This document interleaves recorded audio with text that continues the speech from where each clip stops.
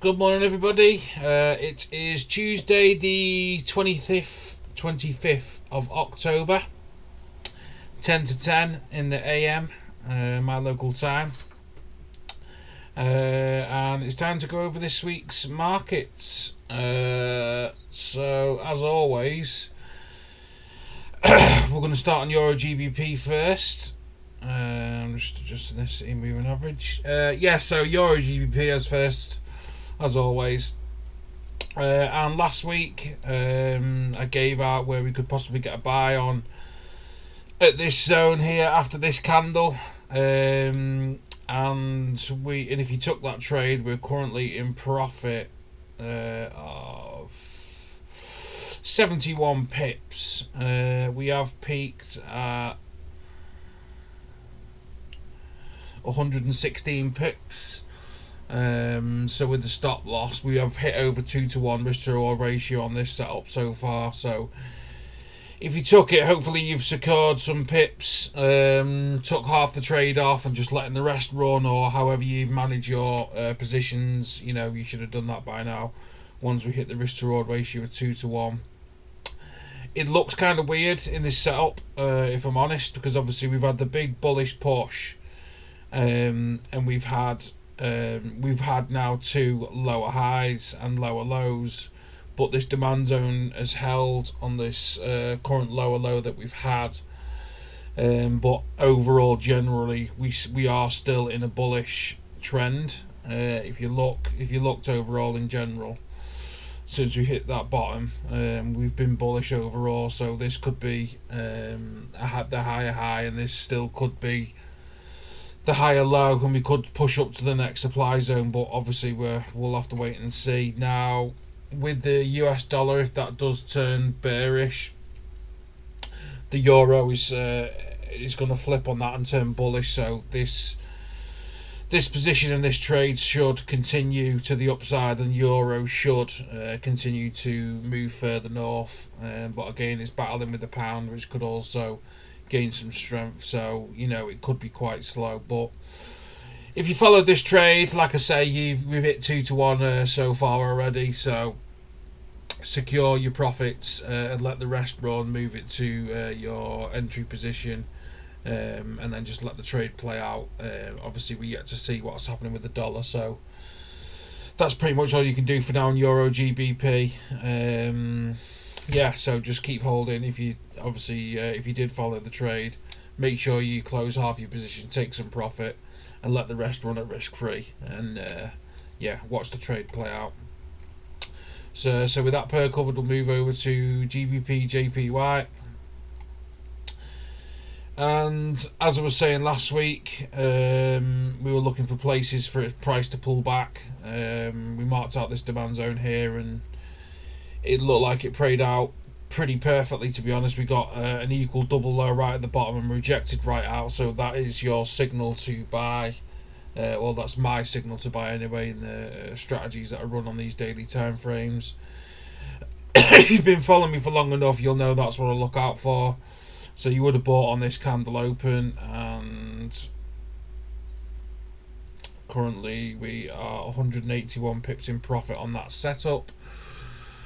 The next couple of days will really tell us whether it's going to hit up to the supply zone or whether we're going to drop back. Obviously, these zones here, I just put a couple of lines. So there's these daily candle closes that we're coming up to pretty much in the next few pips, in the next 20 pips, whether we could drop back or not. And then we've obviously got the close here of this one. So if we manage to break above this area, then we're definitely gonna, price is definitely gonna go up, and we should visit the supply zone at the top. But we'll have to wait and see over today and tomorrow to see whether that'll happen. We are at 1 to 1 risk to reward ratio, so you can move your stop loss to the entry just to secure, so you don't lose anything. And if you wanted to close half of the position that you took, that's fine, and then let the rest play out. But yeah, just keep watching over the next couple of days to see what will happen, because obviously this resistance zone here should tell us today. As you can see, it's falling back a little bit more now at the moment. So yeah, That's what to look out for on GJ.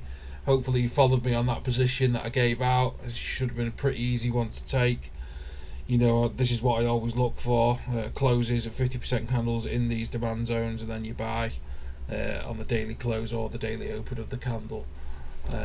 You did have a little bit of drawdown in this one, to be fair, but obviously it came through yesterday. And we did even spike up quite high near the top of the high, so, you know, it did go over 298 pips in profit, so, you know, we've not far been off 2-to-1 risk to reward ratio. Today's candle is bullish. You know, it is showing us that there is room to move into this area, but we'll just see. If it rejects again, then it looks like we could possibly drop back to this demand zone again, or possibly drop down to the lower demand zone. But as I say, if you followed and you did take the trade, secure half of your position and move the rest move your stop loss to your entry position, just so you don't lose any of the profits that we've gained so far. And then I'll obviously we'll look for the next trade depending on what happens here at this resistance zone. Okay, so with that pair covered, we'll move over to EURAUD. And this was a sell position that I gave out last week. We hit take profit at this demand zone, the first one that I gave out. And as you can see, instantly we've gone right back up to the supply zone. We've peaked above it but closed below. So it's going to be you know, like I said when I gave out this, it's a sell to buy last week, which is playing out right as I expected. We came back down right to the demand zone. We hit our take profit of 162 pips, possibly even more, 180 pips, and we've shot right back up. But it didn't give us much chance to enter. Ideally, would have liked to see a doji candle at this demand zone to give us the chance to get our buy position on. But hopefully, price may move sideways now, pull back a little bit, and obviously catch this zone along with the trend line, and then we can get our buy in. Hopefully, price doesn't run away with us. But if you did follow me from last week, well done, because you got the take profit and another successful trade on the board. Now we can wait to join in and get a buy on a nice position to hopefully continue in this bullish run that we've been in on EURAUD. Okay, so that's what to look for on that pair. So with that covered, we'll move over to GBPUSD.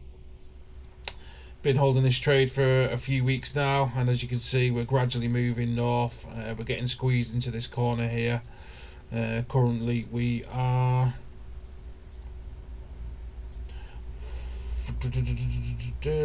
554 pips in profit. Is that right? No, that's not right. Pardon me.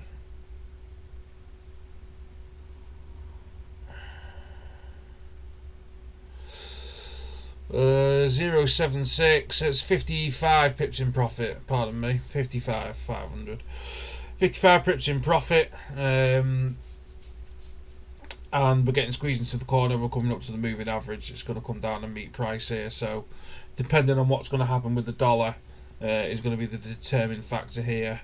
Whether we can break these highs and then start moving in a bullish formation, that'll be good for the continuation of the trade. But as of the moment, you could, just like all the other pairs, take some profits off the board if you want to, and move your stop loss to your entry position so you don't lose out on anything, and then it gives you no stress in watching the trade play out.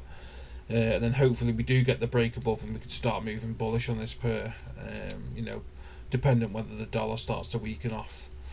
So with that pair covered, we'll move to EURUSD. And again, it's pretty much similar to the pound. I've said this for a few weeks in the past now, but it's all dependent totally on the dominant dollar that's been kicking off over the last few months. So nothing much to go over on this pair. It's exactly the same as GU pretty much.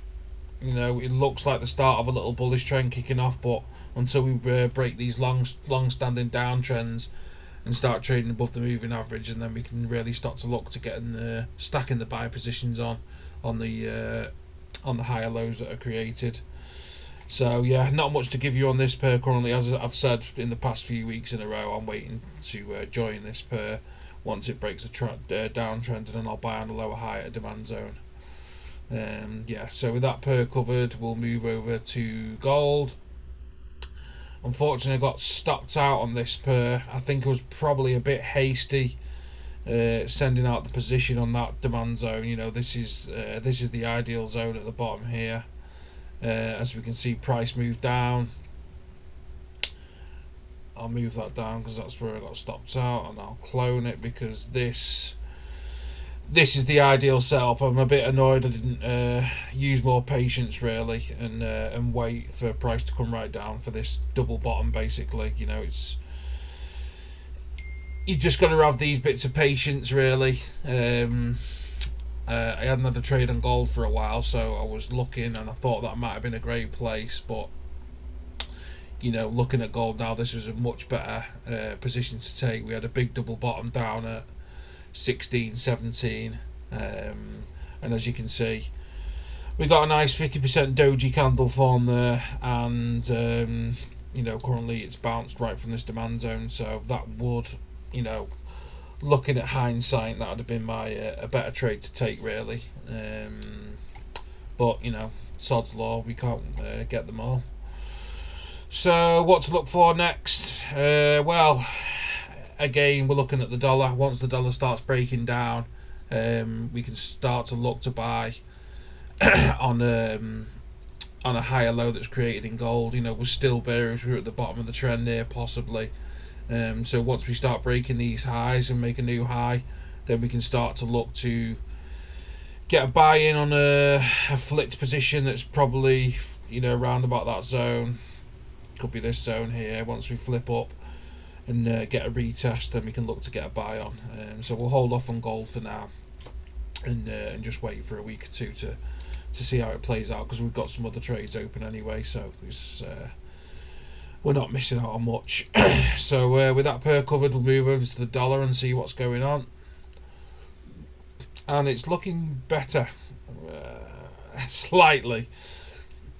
Obviously it's still very strong, but we've had equals highs here formed, but we dropped back, so it does look to be weakening a little bit, but you know, obviously we're still in a very strong bullish trend, and as I say, until we break this moving average and this downtrend and start breaking lower, that's when we can really go in on the other pairs and know that the trend's going to change. Maybe you can use a nice bigger position, risk 2% rather than the 1%, etc., etc., on all the other pairs like GU and EU and gold when that starts to break upwards. So we just have to have a little bit of patience really, and wait for things to turn with the dollar, because it will come. It's not going to keep going up forever, obviously. You know, it's been a very steep rise. So yeah, a bit of patience needed on this, everyone, but you know, patience pays in the end, so that's a great saying to live by. So with all the Forex pairs covered, we'll go and have a look at Bitcoin, and it's just pretty much flatlined. We're just moving sideways constantly. You know, with the dollar dying, there's not much happening, there's not much volume coming into the Bitcoin. Although apparently on other pairs I've seen apparently whale alerts where people have been moving huge amounts of Bitcoin into exchanges and stuff, ready to sell and buy, etc., etc. So yeah, we're just waiting for the breakout now on Bitcoin. We still haven't broke lower than the initial low. That's the reversal sign, but it's just a waiting game now. We have broke out of that long standing downtrend, albeit it's only sideways. So as you can see, we're meeting the moving average now, and it's going to be I think something's going to happen in the next few weeks, because once price really tightens this, then we do get a big breakout, and hopefully it's to the upside. So as always, if your swaps are building up, if you did buy in, just close it. You know, if you close where I bought, you'd be in slight profits. If your swap's reading into it, you can close it and open it, and again, because we're pretty much at the same price level, and we're looking for the long swing on gold anyway, so just use a smaller Bitcoin, sorry, just use a smaller position. So as I say, we're waiting for that price breakout. Nothing new to report really. So with that pair covered, we'll just have a quick look at Ethereum. A little bit better movement, as I say. Bitcoin, you can see the stark difference in Bitcoin to Ethereum. That's literally just moved sideways. We do have some actual price action on Ethereum. We've got a big rejection candle here on the 13th of October, which is showing us that this demand zone is a strong zone. You know, this point here is looks to be a nice strong zone, and yeah, it's actually attempting to move upwards, but again, it's all dollar dependent, and crypto market, all the markets are pretty much stale now. They're waiting for the economies to kick back in, etc., etc. Inflation's kicking off everywhere, and you know, all markets are affected, so it's just a waiting game, unfortunately. But even at these levels, you can still pick off intraday trades, especially at these little support levels. That would have been a great little buy there. When that 50% candle rejected, you could have bought there, spiked up. We've spiked up quite a few pips without any drawdown really, so you know, these are trades that you can just pick off at these zones when you have a look at. So all's not lost, and let's have a little quick last look at XRP. Again, looking, it's got a lot more price action than Bitcoin. This will be a nice buy area. We're trading above the moving average. This zone that was resistance has flipped and has now been support. It's been tested a couple of times, so if you wanted to trade XRP, you could get a nice buy on here, or if you want to, like I do, just buy the coin to hold in your wallets, because I think it's, what is it, 30 something pence to the pound. It's a great price. If you stack up a few thousand XRP, and then once we do get the bull run, you know, oh, pardon me.